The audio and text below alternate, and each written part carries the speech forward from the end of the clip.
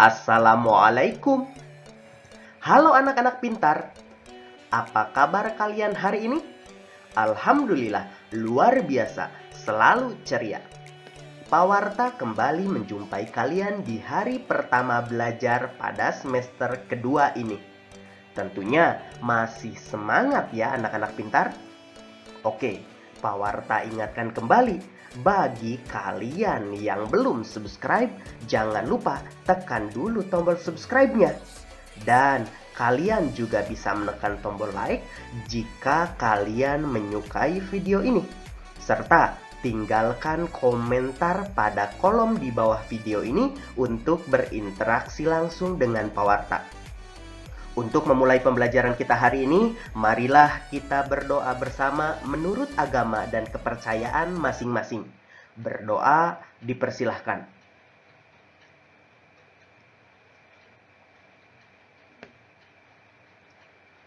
Selesai. Anak-anak pintar, apakah kalian pernah membayangkan akan menjadi apa di kemudian hari? Apakah hal yang kamu bayangkan itu sebuah kegiatan atau sebuah pekerjaan? Mungkin kalian pernah memiliki angan-angan atau harapan. Apakah kalian pernah membayangkan kelak akan mengajar sebagai seorang guru atau menjadi seorang pilot, arsitek, dokter hewan, atau pekerja seni? Oke, sebagai gambaran, mari kita simak beberapa profesi yang ada di sekitar kita beserta kegiatan utamanya sehari-hari. Kalian tentu bisa menebak ini gambar apa ya? Ya, betul. Seorang guru. Kegiatan utama seorang guru adalah membimbing, mendidik, mengajar, mengarahkan, melatih, dan mengevaluasi seluruh murid yang ia didik. Berikutnya, ada arsitek. Kegiatan utamanya adalah merancang, merencanakan, dan mengawasi konstruksi bangunan. Lalu, dokter hewan. Kegiatan utamanya sehari-hari adalah mengobati dan merawat hewan-hewan yang sakit. Pelukis. Kegiatan utamanya sehari-hari adalah melukis objek yang ingin dilukis. Dan hasil lukisan tersebut bisa dijual atau dipamerkan dalam sebuah pameran. Kemudian, pilot. Kalian tahu tugas utamanya? Ya, menerbangkan pesawat agar penumpang bisa sampai ke tempat tujuan dengan selamat. Bagaimana dengan kalian anak-anak pintar? Kalian pasti mempunyai mimpi dan harapan tentang kegiatan atau pekerjaan kalian kelak. Mimpi atau harapan itulah yang disebut sebagai cita-cita. Baiklah, sekarang saatnya kita membaca. Mari kita baca bersama-sama teks bacaan berikut. Judulnya Cita-citaku. Anganku melayang ke masa depan. Aku ingin menjadi seorang guru. Guru adalah pejuang ilmu di garis depan. Guru tanpa pamrih berbagi ilmu. Aku akan berusaha mencapai cita-cita. Takkan lelah aku mencari ilmu. Takkan aku berpangku tangan saja demi tercapainya cita-citaku.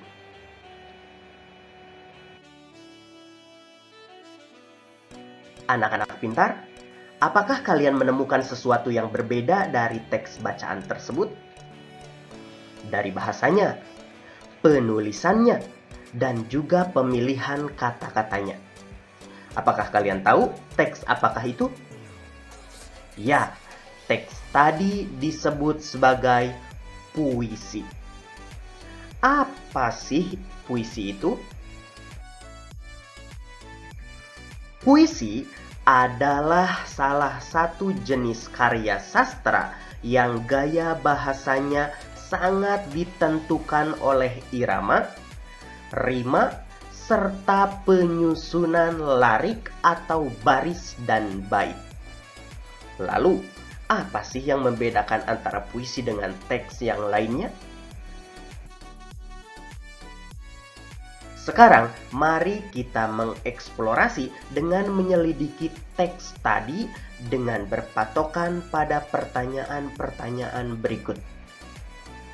Pertanyaan pertama, apakah kamu menemukan bahwa teks tersebut terdiri atas kumpulan kata-kata yang tersusun menjadi baris-baris?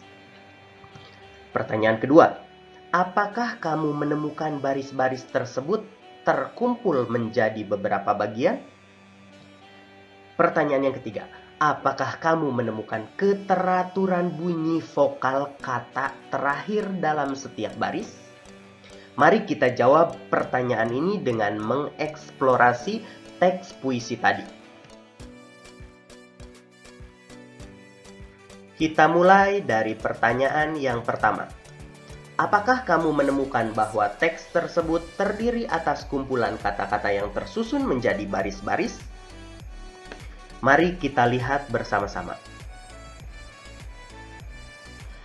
Masing-masing kalimat pada puisi tersebut dituliskan dalam satu baris saja. Berbeda dengan paragraf biasa yang ditulis terus hingga akhir paragraf. Kalimat pertama menjadi baris ke-1, kalimat kedua menjadi baris kedua, kalimat ketiga menjadi baris ketiga, kalimat keempat menjadi baris keempat, begitupun berikutnya baris kelima, baris keenam, baris ketujuh, dan baris ke-8. Jadi, puisi tersebut terdiri dari 8 baris, yang masing-masing barisnya terdiri dari satu kalimat saja. Pertanyaan selanjutnya. Apakah kamu menemukan baris-baris tersebut terkumpul menjadi beberapa bagian? Sekarang kita perhatikan. 4 baris pertama dengan 4 baris berikutnya ditulis secara terpisah. Mengapa demikian? Hal ini untuk menunjukkan bahwa puisi ini terdiri atas 2 paragraf atau dalam puisi disebut sebagai bait. 4 baris pertama sebagai bait ke-1 dan 4 baris selanjutnya sebagai bait kedua. Pertanyaan ketiga, apakah kamu menemukan keteraturan bunyi vokal kata terakhir dalam setiap baris? Sekarang kita perhatikan kata terakhir dari masing-masing barisnya. Pada baris pertama, huruf vokal yang ada di akhir kata depan adalah huruf A. Kemudian, pada baris kedua, huruf vokal yang ada di kata terakhirnya adalah huruf U. Lalu, pada baris ketiga, huruf vokal yang ada di akhir adalah A. Dan di baris keempat, huruf vokal yang ada adalah huruf U. Sehingga, jika kita tuliskan huruf vokal terakhir dari masing-masing baris tersebut adalah A, U, A, U. Begitupun pada baris kelima atau pada bait kedua, huruf vokal di akhirnya adalah A. Lalu di baris ke-6, huruf vokal terakhirnya adalah U. Dan di baris ke-7, huruf vokal terakhirnya adalah A. Dan pada baris ke-8 huruf vokal terakhirnya adalah U. Sehingga jika kita tuliskan, huruf vokal tersebut berbunyi A, U, A, U. Keteraturan bunyi vokal inilah yang biasa disebut sebagai rima.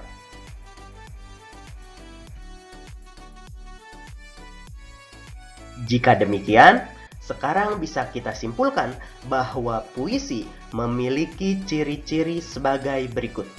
Yang pertama, ditulis dalam bentuk bait yang terdiri dari baris-baris atau larik-larik. Kedua, diksi atau pilihan kata yang digunakan biasanya bersifat indah, kiasan, dan padat. Yang ketiga, majas merupakan suatu hal yang dominan digunakan dalam bahasa puisi. Dan yang keempat, bunyi vokal akhir tiap baris biasanya teratur.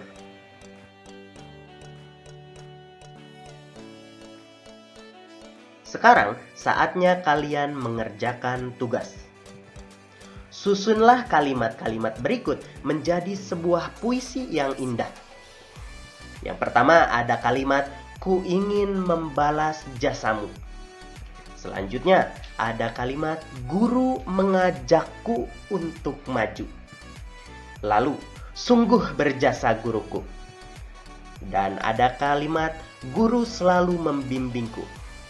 Silahkan, menurut kalian, kira-kira kalimat manakah yang pantas atau yang cocok menjadi kalimat pertama atau pada baris pertama? Kemudian kalimat selanjutnya yang mana? Baris berikutnya yang mana? Dan baris terakhir yang mana? Selamat mengerjakan. Anak-anak pintar, salah satu profesi yang tadi Pak Warta sampaikan adalah dokter hewan. Tugas utamanya adalah merawat dan mengobati hewan yang sakit. Apakah kalian memiliki hewan peliharaan?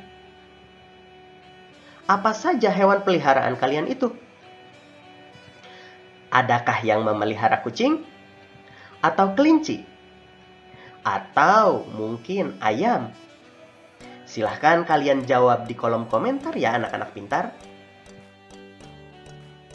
Coba kalian amati hewan peliharaan di sekitar kalian itu. Apakah hewan-hewan peliharaan itu mempunyai anak? Ataukah hewan tersebut justru masih kecil? Dari pertama kali kalian melihatnya hingga sekarang, apakah hewan-hewan tersebut mengalami pertumbuhan? Atau tetap begitu-begitu saja? Perlu kalian ketahui, kalau semua makhluk hidup mengalami pertumbuhan dan perkembangan. Hewan dan manusia mengalami beberapa tahapan pertumbuhan dan perkembangan dalam kehidupannya. Tahapan pertumbuhan dan perkembangan hewan dan manusia tersebut membentuk sebuah siklus hidup atau yang disebut dengan daur hidup. Hewan mengalami tahapan pertumbuhan dan perkembangan yang berbeda-beda. Ada jenis hewan yang mengalami perubahan bentuk di setiap tahap hidupnya. Namun, ada pula hewan yang tidak mengalami perubahan bentuk pada setiap tahapannya, selain bertambah besar saja. Kita ambil contoh katak. Pertama kali menetas, dia berbentuk seperti ikan. Kita sebut sebagai berudu atau kecebong. Dia tidak memiliki kaki, dan dia bernafas dengan menggunakan insang. Kemudian, dia tumbuh menjadi kecebong yang mempunyai 2 kaki di bagian perutnya. Tapi bentuknya masih mirip seperti pertama kali dia menetas. Setelah itu, dia tumbuh kembali menjadi katak kecil, tapi dia masih mempunyai ekor. Disebutnya sebagai katak berekor. Dan lama-kelamaan dia tumbuh menjadi dewasa. Disebutlah katak. Berbeda halnya dengan ayam. Ketika di dalam telur atau setelah menetas, dia bentuknya sama. Ketika tumbuh juga bentuknya sama, hanya besarnya saja yang berbeda. Dan hingga dewasa, dia hanya mengalami perubahan ukuran saja. Begitupun halnya dengan kucing. Ketika lahir, dia sudah berkaki 4. Kemudian dia tumbuh menjadi kucing kecil dan lama-kelamaan menjadi kucing dewasa dengan bentuk tubuh yang sama saja.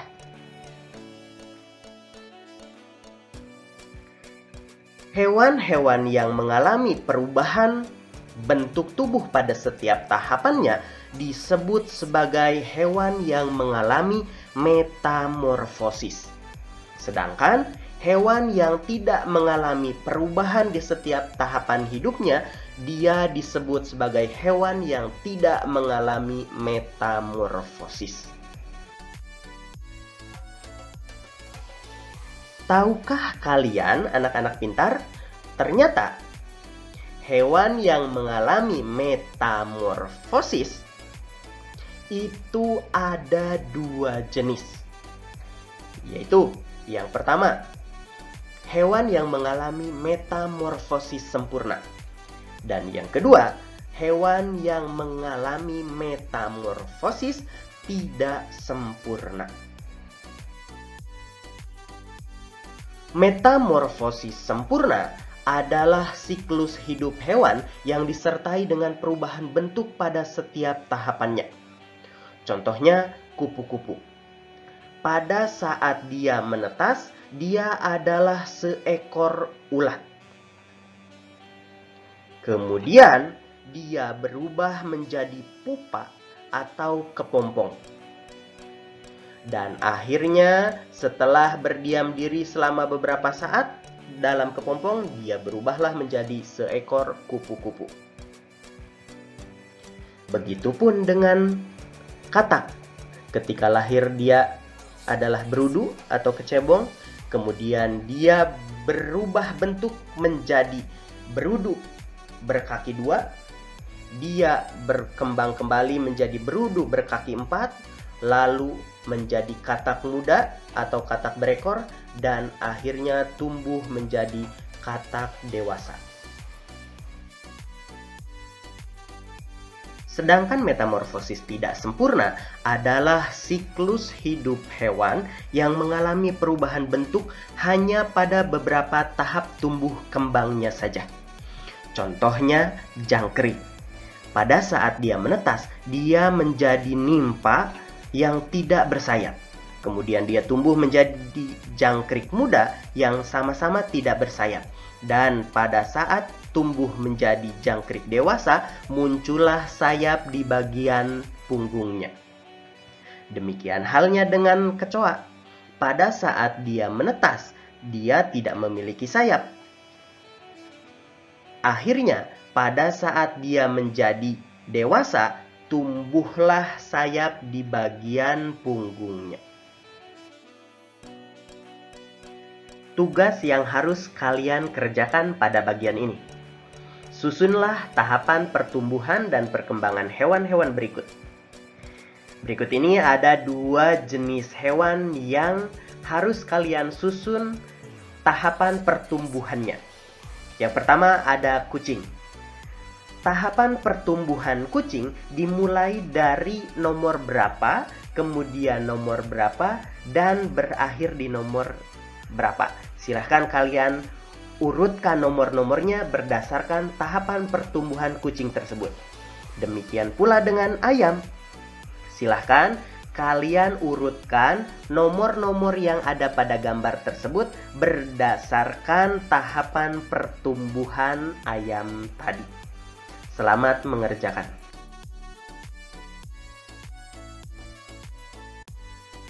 Anak-anak pintar, Tidak terasa ya, kita sudah berada di penghujung video. Demikianlah materi pelajaran kita hari ini. Pak Warta kembali berpesan kepada kalian, sayangi hewan peliharaan kita dengan sepenuh hati. Karena itu adalah tanggung jawab kita terhadap mereka. Akhir kata dari Pak Warta, wassalamualaikum warahmatullahi wabarakatuh.